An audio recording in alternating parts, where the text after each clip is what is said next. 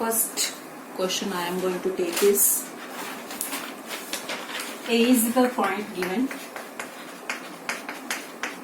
1, 3, 4. B is point given 1, -2, -1 and P is moving point. A और B fix है हमारी और P moving point है which moves such that 3 times P that is equal to 2 times P. हमें locus of P find out करते हैं. अब prove करेंगे that means that will be a sphere कि A और B फिक्स है हमारे पास. P पॉइंट इस तरह से मूव कर रहा है कि every time PA 3 PA that is equal to 2 times P. तो ये जो P पॉइंट है हमारे पास किसके ऊपर लाई करेगा? That would lie on a surface sphere.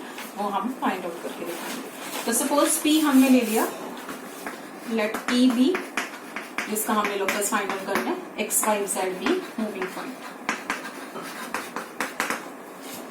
तो हमने P का लोकस P किसको किस इक्वेशन को सेटिस्फाई करेगा? तो 2 गिवन है हमारे पास 3 times P is equal to 2 times P B. That means अगर हम स्क्वेयरिंग कर दें 9 times P square that is equal to 4 times P square. P square और P स्क्वेयर क्यों किया हमारे पास? P की वैल्यू निकालेंगे हम डिस्टेंस फॉर्मूला से और डिस्टेंस फॉर्मूला स्क्वायर रूट में होता है. तो हमारे पास P का स्क्वेयर निकालेंगे using distance formula. Distance formula से P है हमारे पास P and this is A. तो हमारे पास x minus 1 square y minus 3 square z minus 4 square. Under root होते हैं but because we have done square of this तो हमारे पास हमने अंडर रूट को खत्म करने के लिए स्क्वायर किया. अगला P B का square P is this and B is this.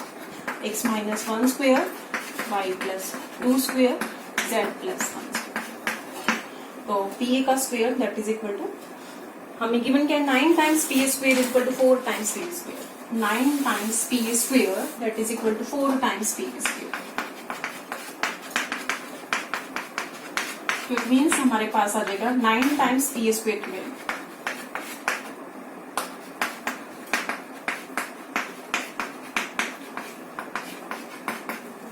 Four times x minus 1 square y plus 2 square and z plus 1 square.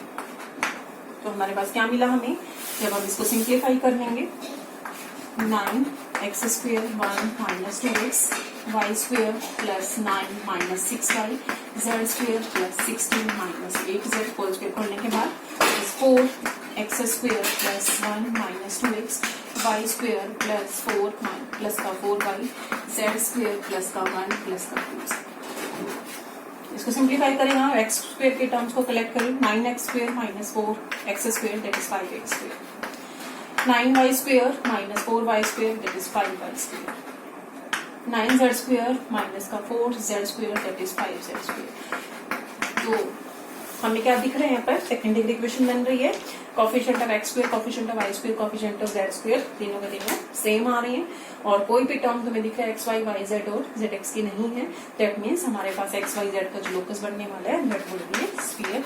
आगे तुम इसको सिंप्लीफाई कर लेना जो भी हमारे पास बनेगी that would be your answer. इसी क्वेश्चन का ही अगला पार्ट है हमारे पास कि स्फीयर जो आया हमारे पास अगर हम सिंप्लीफाई कर लेंगे तो हमारे पास जो स्फीयर की इक्वेशन आएगी वो ये आएगी. अगर हम उसको कोफिशिएंट 5 था हर एक टर्म का तो हम 5 से डिवाइड कर देंगे तो हमारे पास जो स्फीयर बनने वाला ये आ जाए. उसके बाद हमने निकाला इसी क्वेश्चन का second part. Prove that sphere divides line A B internally and externally in the same ratio.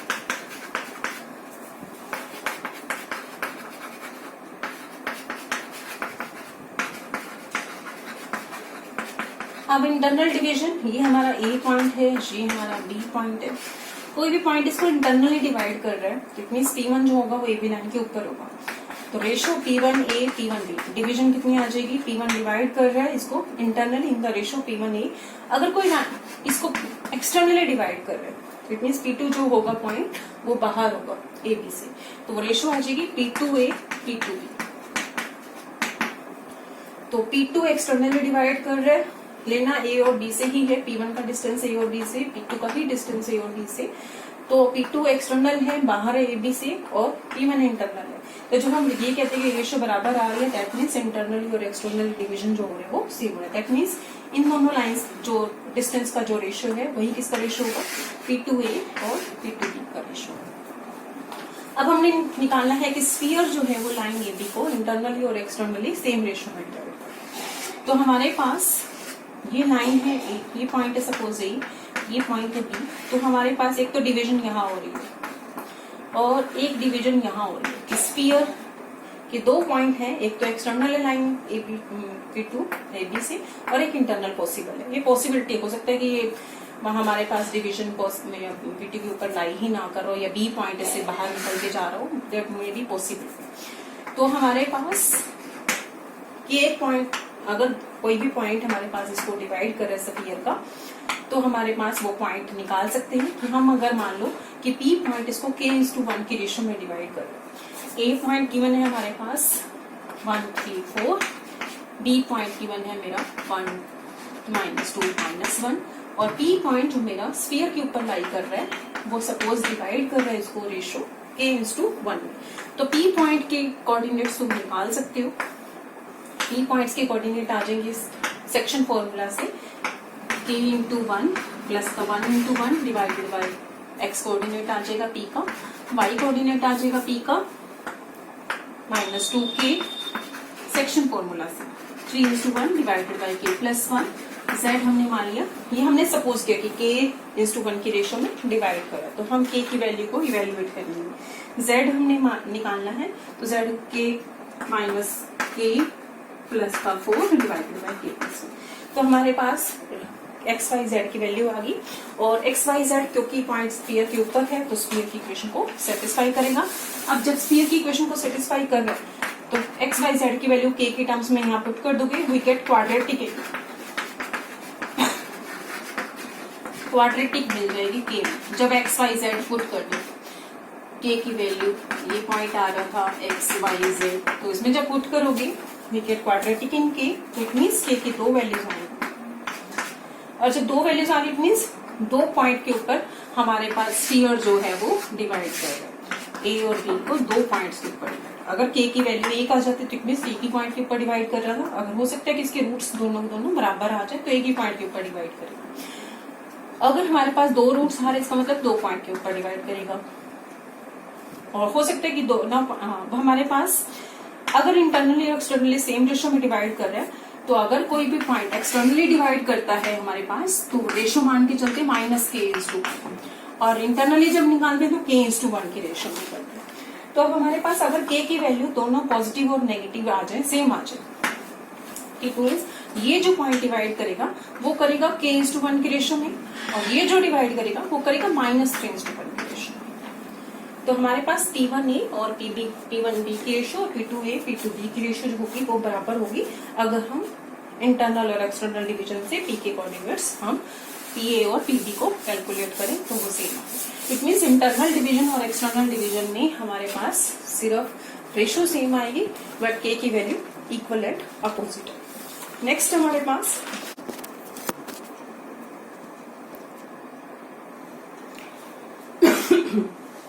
Next हम निकालने जा रहे हैं find the equation of sphere which passes through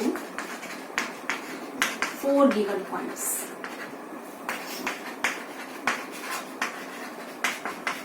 क्योंकि हमारे पास स्फीयर की इक्वेशन में 4 अननोन है u v w d, तो 4 अननोन को निकालने के लिए हमें 4 पॉइंट्स गिवन होंगे, तो जिसकी हेल्प से हम u v w d को इवेल्युएट करेंगे और हमारे पास इक्वेशन ऑफ स्फीयर आ जाएगी। एक एग्जांपल हमने कल किया था कि वो O से पास कर रहा है, A से पास कर रहा है, A पॉइंट x एक्सिस के ऊपर है, B पॉइंट y एक्सिस के ऊपर है and C point z axis के ऊपर है। इट मीन्स ऐसा स्फीयर जो कोऑर्डिनेट एक्सिस में से पास कर रहा है और O से पास कर रहा है तो उसके कोऑर्डिनेट्स हमने निकाले, वो जो इक्वेशन ऑफ स्फीयर हमने बनाई थी वो निकलता है।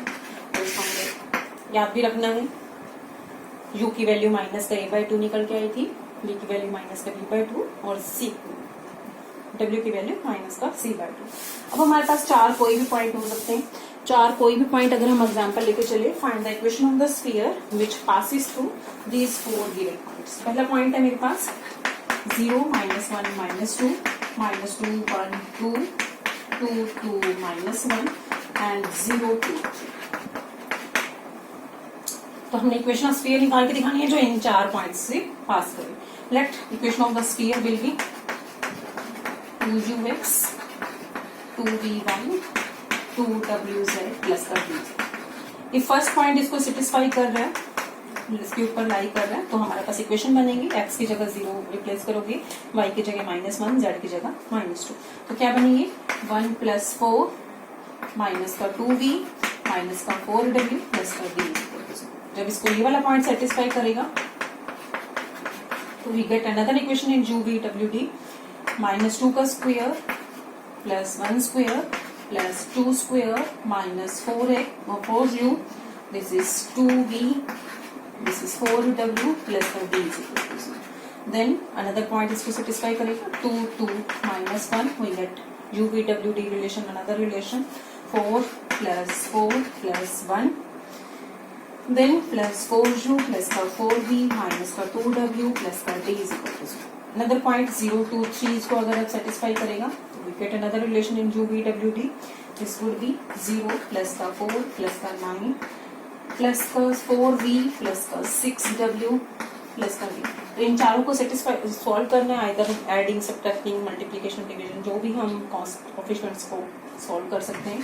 तो हमारे पास जो निकल के आएंगे d की वैल्यू माइनस का 41/5, v हमारे पास 0 निकल के आएगा, w हमारे पास माइनस का 4/5 निकल के आएगा और रू इज -3। तो इसके अंदर पुट कर दो u-v-w-d, तो हमारे पास इक्वेशन ऑफ स्फीयर आ जाएगी। इसके निकलने के बाद हम इसका सेंटर निकाल सकते हैं, माइनस का u माइनस का v माइनस का w, और रेडियस निकाल सकते हो u², v² w² माइनस का d का अंडर। ये हमारे पास नेक्स्ट है हमारे पास find the equation of sphere. Equation of sphere निकालेंगे हम सर्कमस्क्राइबिंग द टेट्राहेड्रन। जो टेट्राहेड्रन को कल हमने किया था, जो इंस्क्राइब करना, इंस्क्राइब के केस में क्या था हमारे पास कि ये हमारे पास टेट्राहेड्रन था, इसके अंदर, और आज जो निकालने जा रहे हैं हम सर्कमस्क्राइबिंग द स्फीयर, ऐसा स्फीयर जो सर्कमस्क्राइब करे। कल हमने प्रॉपर्टी यूज की थी कि जब भी हम सेंटर से निकालेंगे, परपेंडिकुलर ड्रॉ करेंगे ईच फेस के ऊपर, तो वो किसके बराबर होगा, रेडियस के बराबर होगा। लेकिन आज हम क्या करेंगे कि हमने स्फीयर की इक्वेशन निकाल के दिखानी है circumscribing the tetrahedron having 4 faces, जिसके 4 फेसेस दे रखे हैं। पहला फेस है x/a y/b is equal to 0। Next face है x/a plus z/c is equal to 0. Another face is y/b z/c is equal to 0, and last face is x/a y/b z/c equal to। तो 4 faces दे रखे हैं, इन 4 faces से जो tetrahedron बनेगा, तो अब हमारे पास कोई भी टेट्राहेड्रन हो, अगर मुझे इनकी वर्टेक्स निकालनी है, वर्टेक्स निकालिए, 4 वर्टेक्स आएंगे हमारे पास। सर्कमस्क्राइबिंग टेट्राहेड्रन हमारे पास स्फीयर है तो वर्टेक्स में से पास करेगा। Sphere circumscribing the tetrahedron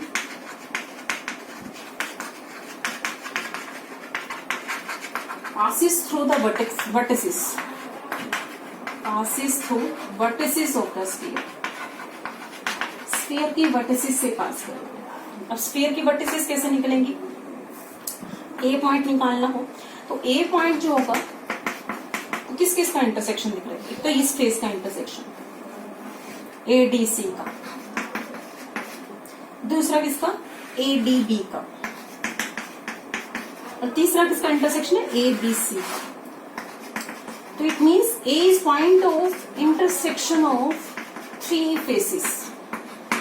it means each point, यहाँ पर A का एग्जाम्पल हमने हर पॉइंट, हर वर्टेक्स तीन फेसेस का इंटरसेक्शन होगी। तो पहला फेस ये है, सेकंड फेस ये है, थर्ड फेस ये है। जब हम इन तीनों का इंटरसेक्शन निकालेंगे एक वर्टेक्स आ जाएगी। जब इन तीनों का इंटरसेक्शन निकालेंगे सेकंड वर्टेक्स आ जाएगी। जब हम इन तीनों का इंटरसेक्शन निकालेंगे थर्ड वर्टेक्स आ जाएगी। जब हम इन तीनों का इंटरसेक्शन निकालेंगे हमारे पास फोर्थ वर्टेक्स आ जाएगी। तो हम 4 वर्टेक्स से 4 पॉइंट मिल जाएंगे। इट मीन्स स्फीयर 4 पॉइंट से पास करना। तो हमारे पास ये 4 प्लेन्स दे रखे थे, 4 फेस दे रखे थे वर्टेक्स के। तो हम पहला फाइंड आउट करने जा रहे हैं सॉल्विंग 1, 2 एंड 4, फर्स्ट, सेकंड और 4 का इंटरसेक्शन। तो अगर हम फर्स्ट को 4 में पुट कर दें, ध्यान से फर्स्ट को 4 में पुट कर दें तो ये पूरी वैल्यू 0 आ जाएगी। तो z कोऑर्डिनेट बच जाएगा मेरा c, z बच जाएगा। z को जब मैं c यहाँ पुट कर दूंगी सेकंड वाली इक्वेशन में, तो c/c इज 1, तो x की वैल्यू आ जाएगी -5। x की वैल्यू जब माइनस का a पुट करोगे यहाँ पर, तो -a/a दैट इज -1, इधर जाके 1 हो गया और y की वैल्यू आ गई। तो हमने जब फर्स्ट, सेकंड और फोर्थ को सोल्व किया तो हमारे पास पॉइंट आ गए। Solving first, third and fourth, first, third and fourth.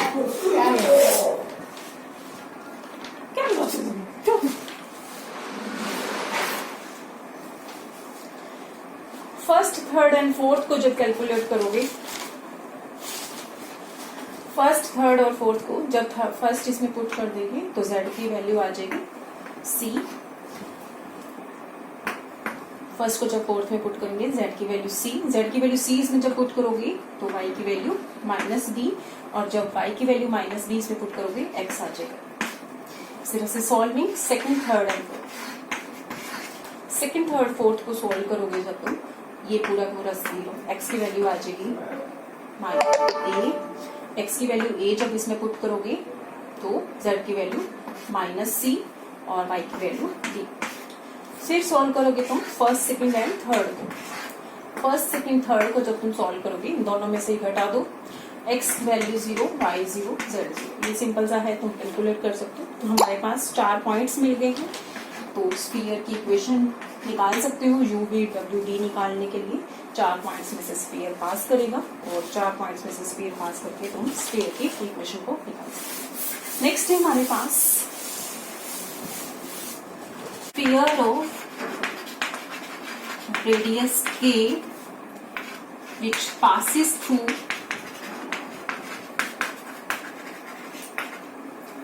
O origin and meet the axis at A, B, C। कि हमें सिर्फ k गिवन है, रेडियस गिवन है और गिवन है कि ओरिजिन से पास करेगा और कोऑर्डिनेट एक्सिस को A, B, C पे मीट करेगा। वो हमें पता है कि कैसा स्फीयर होता है जो कोऑर्डिनेट एक्सिस को मीट करता है। तो लेट हमने A मान लिया, A 0, 0, B मान लिया y एक्सिस के ऊपर पॉइंट 0, B 0 एंड C मान लिया 0, 0, C। तो हमें पता है कि वो स्फीयर कैसे निकल के आएगा, वो ये निकल के आएगा जो ओरिजिन से पास कर रहा है और ABC से पास कर रहा है। इसका रेडियस हमें गिवन है k के बराबर, u square, v square, w square equal to d हमारा 0 है, पूरे का under root equal to k, that means a square plus b square plus c square की वैल्यू जो होगी वो k square. It means ABC में कोई भी चूज करूं कि हमारा कोई भी स्फीयर हो सकता है, ये स्फीयर हो सकता है, ये स्फीयर हो सकता है, जहां हमारे ABC चेंज होते जा रहे हैं, बट इन सबके स्क्वायर का जो सम रहेगा that will be k square. ये हमें इट मीन्स गिवन है। हमने क्या निकालना है कि जैसे जैसे मेरे ABC चेंज होंगे मेरे ये ट्रायंगल चेंज होंगे। Find the locus of centroid of triangle. Find the locus of centroid of triangle ABC।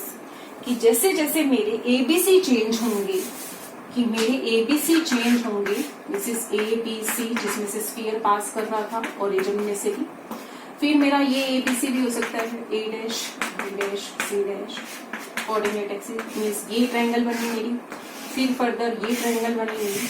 तो जैसे जैसे मेरे ट्रायंगल चेंज होंगे, इनके ABC मेरे चेंज होंगे तो मेरे ट्रायंगल्स चेंज होंगे। ट्रायंगल्स चेंज होंगे इट मीन्स मेरे सेंट्रोइड चेंज होंगे। सेंट्रोइड मीन्स मीडियंस का इंटरसेक्शन।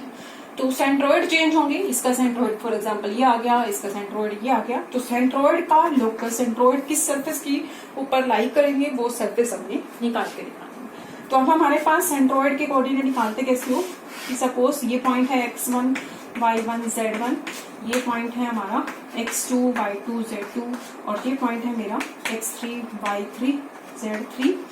तो मुझे सेंट्रोइड के कोऑर्डिनेट निकालने हैं। सेंट्रोइड के कोऑर्डिनेट होंगे मीडियंस का इंटरसेक्शन है, उसके कोऑर्डिनेट क्या होंगे x1 plus x2 plus x3 y3 x coordinate, y1 plus y2 plus y3 y coordinate, z1 plus z2 plus z3 y3 z coordinate. तो मेरे सेंट्रोइड के कोऑर्डिनेट ये निकल के आ जाएंगे। तो अब हमारे पास ABC जो मेरी ट्रायंगल बनने वाली है, लेट सेंट्रोइड मैंने मान लिया x1 y1 z1। ABC मेरे चेंज होते रहते, इट इज आर वेरिएबल। हमने लोकस निकालना है सेंट्रोइड का। एक रिलेशन मैं निकाल चुकी हूँ कि मेरे ABC जो भी होंगे वो इस इक्वेशन को सेटिस्फाई करेंगे। u स्क्वायर, u की वैल्यू थी मेरे पास a/2, v की वैल्यू थी d/2 और w की वैल्यू थी c/2। तो u square v square w square that is equal to k square. ये हमारे पास गिवन है, हमारे पास स्फीयर ऑफ रेडियस k की वजह से स्फीयर का रेडियस गिवन है। दैट मीन्स मेरे पास जब भी ABC वेरी करेंगे वो इस इक्वेशन को तो सेटिस्फाई करेंगे ही करेंगे। u क्या था मेरा a/2 माइनस v क्या था माइनस का b/2 और w क्या था माइनस का c/2। तो पिछला वाला शायद उसमें 4 लिखना रह गया था। तो a स्क्वायर नहीं, a square plus b square c square k square नहीं, a स्क्वायर बाय 4 क्योंकि u की वैल्यू थी माइनस का a/2, v की वैल्यू थी माइनस का b/2, w की वैल्यू थी माइनस c/2। इनके स्क्वायर्स का सम, माइनस का d कांस्टेंट टर्म है ही नहीं तो रेडियस आ जाएगा मेरा, k दे रखा था तो ये रिलेशन। तो x1 की वैल्यू क्या आ जाएगी centroid of this triangle a0 0, b है मेरा 0 b 0 और c है मेरा 0। वर्टेक्स दे रखी है मेरे 3 वर्टेक्स दे रखे ट्रायंगल की। तो सेंट्रोइड का कोऑर्डिनेट क्या आ जाएगा a प्लस का 0 प्लस का 0/3 a/3। सेंट्रोइड का y कोऑर्डिनेट क्या आ जाएगा 0 प्लस का b प्लस का 0/3। सेंट्रोइड का z कोऑर्डिनेट क्या आ जाएगा 0 प्लस का c/3। तो अब हमने एलिमिनेट करना है बिकॉज ABC मेरा अननोन है। ABC को एलिमिनेट करना है using this and this equation. We get relation between x1 y1 and z1। तो लोकस हम निकाल लेंगे। a की वैल्यू आ गई 3x1, b की वैल्यू 3y1 एंड c की value 3z। Just put in this equation 9x1 square by 4, 9y1 square by 4, 9z1 square by 4 equal to k square. It means locus of x1 y1 z1 is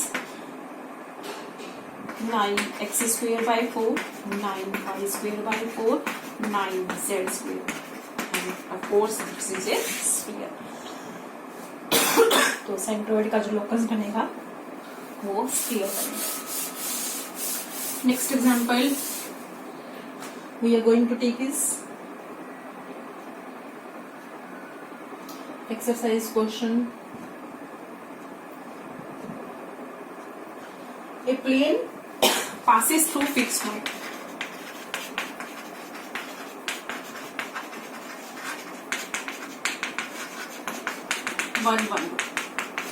And meets the axis. Meet the axis means meet the coordinate axis at A, B, C. एक ऐसा plane जो coordinate axis को A, B, C पे cut कर रहा है और साथ में 1 1 1 से पास।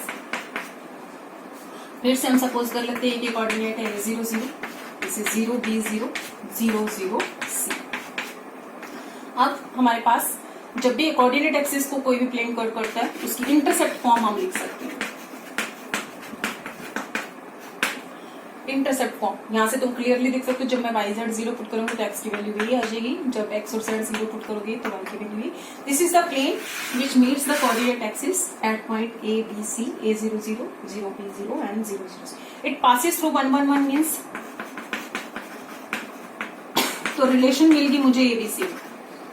जैसे पिछले क्वेश्चन में थी A square plus B square plus A square by 4 B square by 4 C square by 4 इसके स्क्वायर। तो यहाँ से भी रिलेशन मिल गई एबीसी में 1 by A 1 by B 1 by C is equal to. उस क्वेश्चन में निकालना था मुझे सेंट्रोइड का लोकस, इस क्वेश्चन में निकालना है locus of the centre of the sphere O A B C. ओ से पास करता हुआ, ए से पास करता हुआ, बी से पास करते हुए स्फीयर के सेंटर का locus. Find the locus of center of sphere which passes through O A B C। और वो हमें पता है, लेट जिस भी चीज का लोकस निकालना होता है हम उसको हम x1 y1 z1 पुट कर लेंगे। जैसे हमने वहां सेंट्रोइड को पुट किया था। Be centre of the sphere, centre of sphere passes through O A B C. लेकिन हमें पता है ओ ए बी सी से जो भी स्फीयर पास करते उसकी इक्वेशन क्या होती है, equation of sphere which passes through O A B C is x square y square z square minus का ए एक्स माइनस का बी वाई माइनस का सी जेड इक्वल टू। तो सेंटर क्या होगा इसका, सेंटर आ गया a by 2 b by 2 and c। अब x, इसका मतलब मेरा x1 बना, x1 is a by 2, centre मैंने माना था x1 y1 z1, b by 2 and z1 is c। Eliminating abc from this we get relation between x1 y1 z1, so we find the locus. a आ जाएगा 2x1, b आ गया 2y1, c आ गया 2z1। Just put in this equation 1 by 2x1 1 by 2y1 1 by 2z1 is equal to 1। Locus क्या बना मेरा 1 by x 1 by y 1 by z is equal to. This is the locus x1 y1 z1 where x1 y1 z1 क्या था, centre of the sphere which passes through O A B C. तो हमारे पास जब भी हमें इस तरह के क्वेश्चन दे रखे हो कि हमने एक, जैसे वहां था कि जिस भी एक कोऑर्डिनेट एक्सिस को कट कर रहे हैं तो कोऑर्डिनेट एक्सिस के पॉइंट्स हमने खुद सपोज कर लिए थे a0 0 0 b0 0 0 c। तो वो हमारे वेरिएबल है, वो वेरी कर रहे हैं। हमने जिसका लोकस निकालना है उसको हम सपोज करेंगे x1 y1 z1 और रिलेशन निकाल चुके, पहले निकाल देंगे ए बी सी में और उसकी हेल्प से हम x1 y1 z1 का लोकस निकालेंगे। That's all. आज के लिए हम इतना ही करेंगे, बाकी फिर हम कल करेंगे नेक्स्ट। Thank you.